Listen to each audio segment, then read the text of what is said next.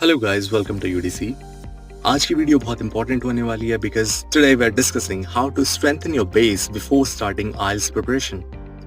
बहुत सारे स्टूडेंट एक ही गलती करते हैं, वो डायरेक्टली आइल्स प्रिपरेशन स्टार्ट कर देते हैं but after few days they realise basics ही क्लियर नहीं है। So in today's video I am going to tell you how to strengthen your base and make sure to watch the video till the end because in the end I am gonna tell you a 30 days routine जिसे follow करके आप आइल्स के लिए ready हो जाएंगे। Let's start. Step number 1. Understand where you stand. That means you need to check your current English level. And उसके लिए आप अपने आप से 3 सवाल पूछ सकते हैं. First one is, are you comfortable with basic grammar? क्या आपको basic grammar आती है? Can you understand simple English conversations or articles? Can you express your thoughts clearly in English? अगर इनमें से किसी भी क्वेश्चन का आंसर नो है, then you need to start working on your base. इसके अलावा एक टेस्ट आप और कर सकते हैं, या तो आप कोई भी ऑनलाइन टेस्ट दे सकते हैं या फिर बहुत ही सिंपल एक शॉर्ट आर्टिकल पढ़ के उससे अपने वर्ड्स में एक्सप्लेन कर सकते हैं। अगर आप ऐसा नहीं कर पाते हैं then again you need to start improving your base first. And उसके लिए here comes our step number 2, strengthen grammar and sentence formation. See, IELTS आपकी ग्रामर को डायरेक्टली टेस्ट नहीं करता है बट विदाउट ग्रामर आपका आइल्स क्लियर नहीं होगा, ये भी एक फैक्ट है। एंड ग्रामर में भी आपको 4 चीजों पर फोकस करना है, tenses, preposition, conjunctions and sentence structure. हमारे सामने 2 सेंटेंसेस लिखे हैं, एक सेंटेंस गलत है और एक करेक्ट है। ये हमें कैसे पता चला कि कौन सा करेक्ट है? Because we know about tenses, हमारे टेंसेस क्लियर हैं। Next one, what are the meanings of these words written here and how to use them? ये सब किससे आएगा? Preposition और conjunction से।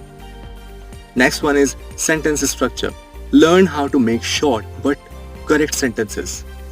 इसे आप ला सकते हैं अपने बोलने की हैबिट में and by doing so आपका बेस धीरे धीरे बिल्ड होने लगेगा।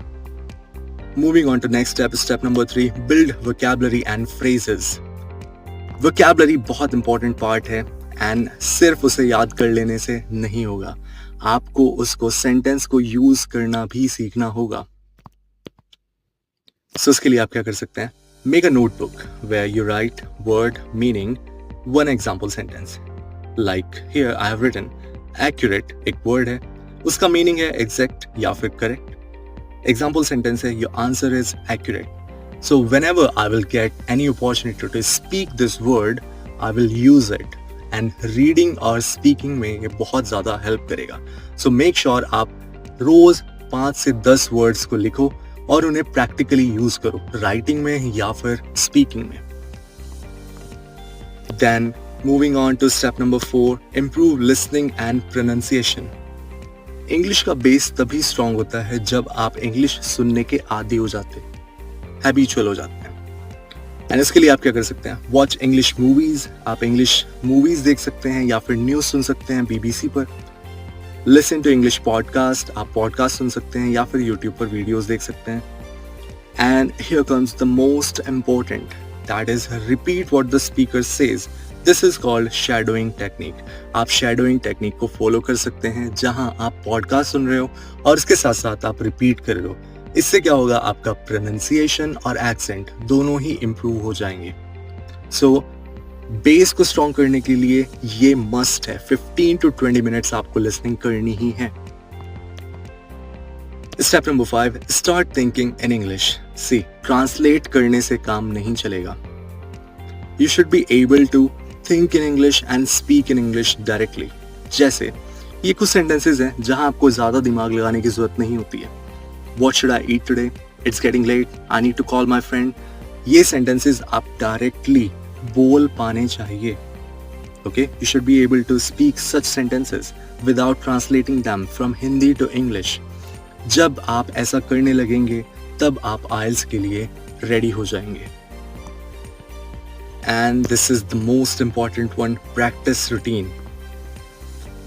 So you can take a screenshot of it. यहाँ पर एक रूटीन है, इसे आप फॉलो करो 30 days के लिए and with in 30 days you will be ready for IELTS.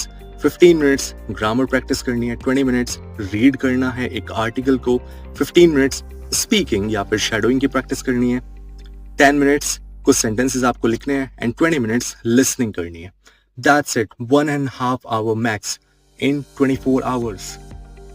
इतना करने से आप आइल्स के लिए रेडी हो जाएंगे. So as I always say, IELTS difficult नहीं है, आइल्स बहुत ईजी है. बस आपका बेस अगर स्ट्रांग है तो ये एंजॉयबल जर्नी बन जाता है. So I hope you enjoyed the video. I hope to see you in the next video as well. Bye bye. Take care.